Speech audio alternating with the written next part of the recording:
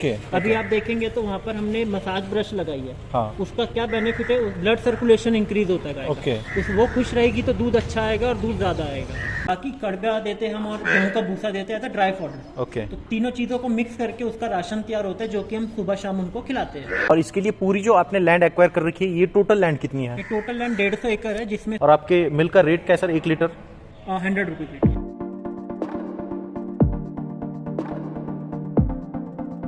नमस्कार दोस्तों, अभी हम हैं महाराष्ट्र की सबसे बड़ी डेयरी, हाईटेक डेयरी बोल सकते हैं, जिसका नाम है मिस्टर मिल्क डेयरी, जो कि एकदम पहाड़ों में बसी हुई है। यहाँ पे आए हैं हम A to Z इन्फॉर्मेशन देंगे डेयरी फार्मिंग के बारे में। हमारे साथ है इस डेयरी फार्म के ओनर। सर आपका नाम बता दीजिए एक बार। नमस्ते, मेरा नाम दीपक मित्तल है और मैं मित्तल डेयरी फार्म्स का डायरेक्टर हूँ। सर आपका बैकग्राउंड बता सकते हो, एजुकेशनल बैकग्राउंड? कॉमर्स में बैकग्राउंड है और हमें देसी गाय के लिए कुछ करना था, इसलिए हमने ये डेयरी फार्म स्टार्ट किया। सोसाइटी को एक अच्छा अनअडल्टेटेड मिल्क दे। और देसी गाय जैसा कि आप जानते हैं विलुप्त होती जा रही है, इसलिए हमें देसी गाय की प्रजाति को बचाना था, इसलिए हमने देसी गाय का करने का सोचा। ग्रेट। तो सर क्या मैं जान सकता हूँ आपके पास कौन से ब्रीड है अभी फिलहाल अवेलेबल? हमारे पास गिर है, साहिवाल है, थारपारकर है, राठी है, रेड सिंधी है। सभी हमारे पास देसी ब्रीड है, मगर हमारा जो मेन फोकस है वो साहिवाल ब्रीडिंग पे है। साहिवाल ब्रीडिंग। और आपका मिल्क प्रोडक्शन किससे आता है? साहिवाल से आता है, अपना गिर से आता है ज्यादा? हमारा सारा सभी गाय से मिल्क प्रोडक्शन। ओके।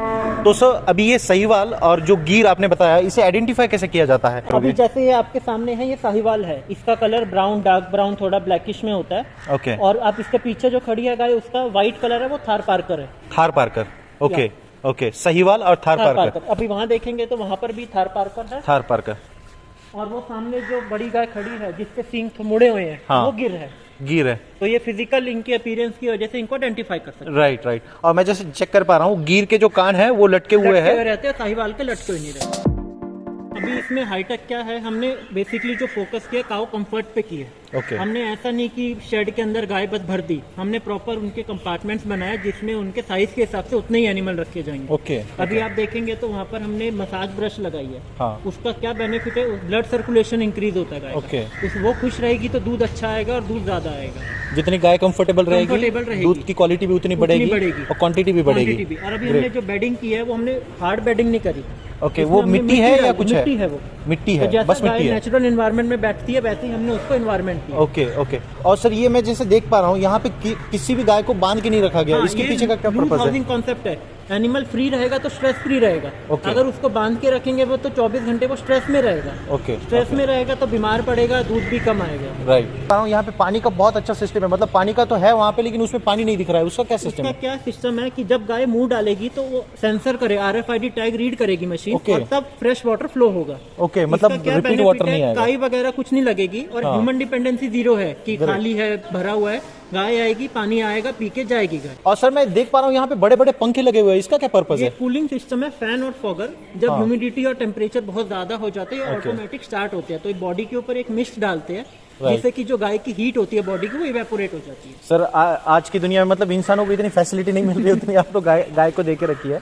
और सर ये गाय के गले में मैं देख पा रहा हूँ एक पट्टा भी बंधा हुआ है। ये आइडेंटिफिकेशन नंबर है। आइडेंटिफिकेशन नंबर, उससे क्या करते हो? हम पहचानते हैं ये इस नंबर का गाय है। अभी सर्कुलर टैग जो है गाय के में, वो RFID टैग है, उससे उसका सारा हिस्ट्री निकलता है सिस्टम से। तो मैंने आपको बताया, उसके अलावा हम इनको म्यूजिक थेरेपी देते हैं। म्यूजिक थेरेपी से वो स्ट्रेस फ्री रहते हैं। अभी आप देखेंगे इतने सारे एनिमल है, किसी का भी चिल्लाने के बाद मोस्टली सारे एनिमल बैठे हुए हैं। ये स्ट्रेस फ्री है, और इनको जब सुबह शाम म्यूजिक थेरेपी मिलता है तो इनका मूड अच्छा रहता है, और फिर ये दूध भी अच्छा देती है। और म्यूजिक कौन सा बजाते हैं? कृष्ण जी की बांसुरी का हम इसमें म्यूजिक। इनका कुछ फेवरेट वगैरह है ऐसा कुछ? नहीं, शुरू से हमने इनको 4 साल से वही म्यूजिक, और जिस दिन म्यूजिक नहीं चलाते तो उस दिन हमारा मिल्क थोड़ा ड्रॉप हो जाता है। ग्रेट, मतलब ऐसा भी है? ऐसा भी है। पूरी डेयरी जो आपकी बनी हुई है, ये कितने एकड़ पे बनी हुई है सर? पूरा डेयरी बना हुआ है वो अप्रोक्सीमेट 12 एकड़ में है। और ये 1 एकड़ का एक शेड है, और ऐसे हमारे पास 3 शेड है। 3 शेड और 2 छोटे शेड है। 2 छोटे शेड है, और ये शेड, एक मैटरनिटी शेड, और ऐसे बड़े 3 शेड। और इसके लिए पूरी जो आपने लैंड एक्वायर कर रखी है, ये टोटल लैंड कितनी है? ये टोटल लैंड 150 एकड़ है, जिसमें से 12 एकड़ के अंदर डेयरी है, बाकी के अंदर हम ऑर्गेनिक फ्रूट्स, वेजिटेबल लगाते हैं और उनको फिर सेल आउट करते हैं। इसका जो चारा है वो भी यहीं पे ग्रो किया जाता है? हाँ, मोस्टली चारा यहीं पे ग्रो किया जाता है, थोड़ा जो कम रह जाता है वो हम बाहर से खरीदते हैं। और ये जो चारा आप उगाते हो, ये टोटली ऑर्गेनिक तरीके से? Totally organic. अभी जो गाय का चारा होता है वो 3 चीजों से होता है, हरा चारा, सूखा चारा और उसका जो दाना।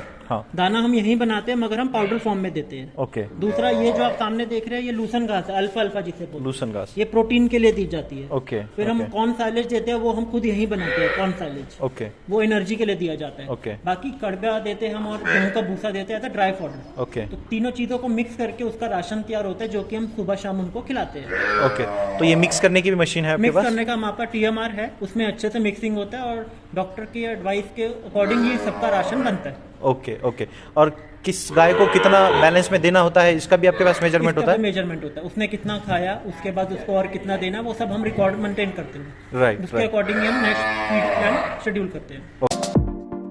बुल की काउंटिंग कितनी है आपके पास यूजुअली, ऐसे कितने होंगे आपके हम पास? जो इंसेमिनेट करते हैं काउस को, वो आर्टिफिशियल इंसेमिनेशन करते हैं। हाँ जी। और उसमें भी हम सेक्स सीमेन यूज करते हैं, जिसका 95% फीमेल पैदा होगी।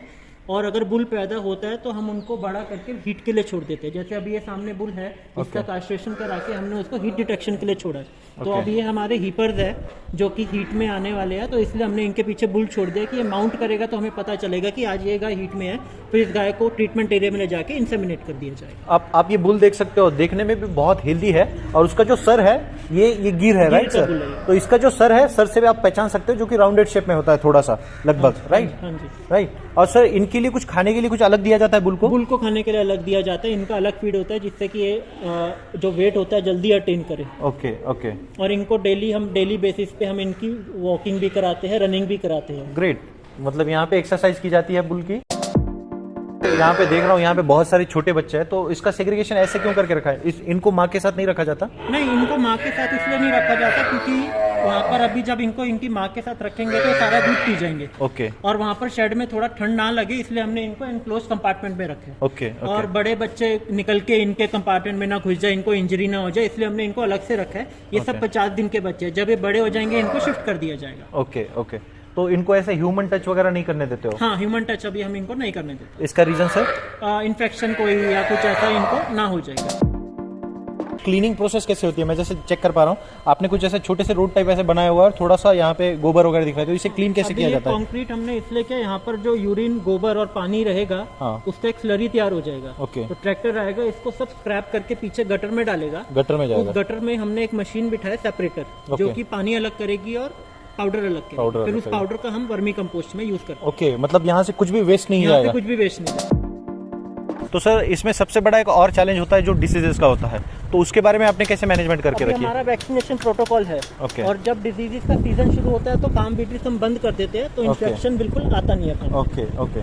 तो इसको हर साल वैक्सीनेशन किया जाता है? वैक्सीनेशन करते हैं। ओके। ओके। और अब आता है सबसे बड़ा जो पॉइंट है डेयरी फार्म का, कि मिल्किंग कैसे होती है? अभी मिल्किंग एनिमल हमारे उस शेड में है। ओके। यहाँ पर ये शावर टनल है।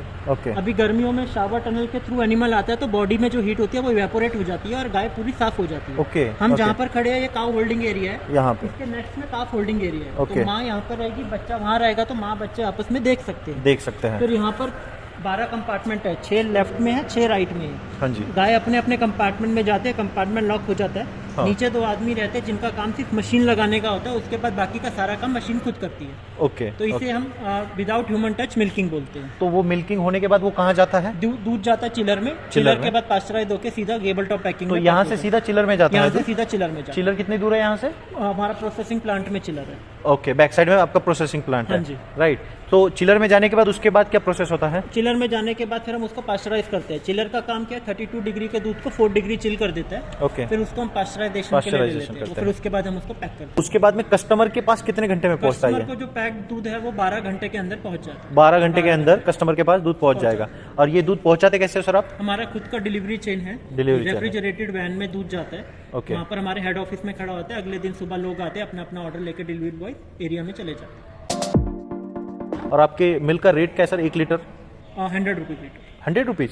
तो यूजुअली तो मतलब मार्केट में अगर देखेंगे हम तो एक 60-65 रुपीज़ पर लीटर मिलता है, तो उसमें और इसमें क्या स्पेसिफिकेशन अलग है? इसमें क्या अलग है, आप देखेंगे ह्यूमन टच बिल्कुल नहीं है। राइट। और हमारे जो बीमार एनिमल अगर होते हैं उनका दूध हम मिक्स नहीं करते। हाँ जी। और बाहर जो मार्केट में दूध आ रहा है वो हमको नहीं मालूम कौन सी गाय का निकाल रहे हैं, A1 है या A2 है, ये चीज। तो हमारे फार्म पे आके लोग देखते हैं कि सभी देसी गाय है और without any human touch milking हो रहा है। सर देसी गाय के दूध में और नॉर्मल जो हाइब्रिड दूध होता है उसमें क्या फर्क होता है? उसमें एक प्रोटीन काइजन प्रोटीन का डिफरेंस होता है, जिसके बेस पे A1 A2 डिफरेंशिएशन होता है। A1 A2 तो मैंने बहुत बार सुना है, क्योंकि आजकल जो ब्रांड आते हैं A2 आते हैं। A2 मतलब होता क्या है? A2 प्रोटीन का नाम है, A2 बीटा काइजन प्रोटीन। वो A1 वाले जो HF और जर्सी गाय होते हैं उनमें वो प्रोटीन नहीं होता दूध में, इसलिए वो A1 दूध होता है। तो ये डाइजेस्ट होने में ईजी होता है। ने जितना बड़ा ये फार्म खड़ा किया है, हर कोई तो इतना बड़ा खड़ा नहीं कर सकता है, लेकिन क्या नॉर्मल अगर कोई पढ़ा लिखा इंसान है या नॉर्मल ट्रेडिशनल खेती करने वाला इंसान है, वो डेयरी फार्मिंग में आके इसे प्रॉफिटेबल बिजनेस में कन्वर्ट कर सकता है क्या? हाँ, कर सकता है, मगर उसके लिए थोड़ा टाइम लगता है। अभी वो इतना बड़ा इंफ्रास्ट्रक्चर ना करके, जैसे पार्लर ना लगा के बकेट मशीन लगाए और 50 एनिमल 40 एनिमल से स्टार्ट करे, धीरे धीरे फिर जैसे उसको इनकम आनी शुरू होगी तब फिर वो बड़ा करता जाए। तो ऐसा नहीं है कि डेयरी फार्म के लिए बड़ा इन्वेस्टमेंट चाहिए, छोटे इन्वेस्टमेंट में भी अच्छा डेयरी फार्म खोला जा सकता है। राइट सर, आपने दूसरा पॉइंट यह है कि आपने हाइब्रिड के अलावा आपने देसी गाय चुनी।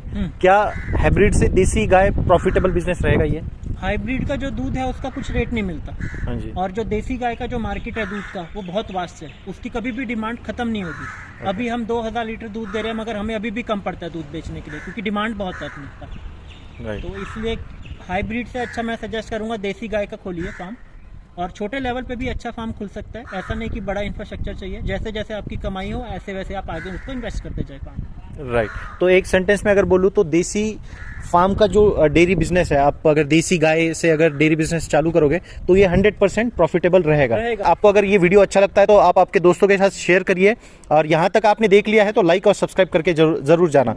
Thank you.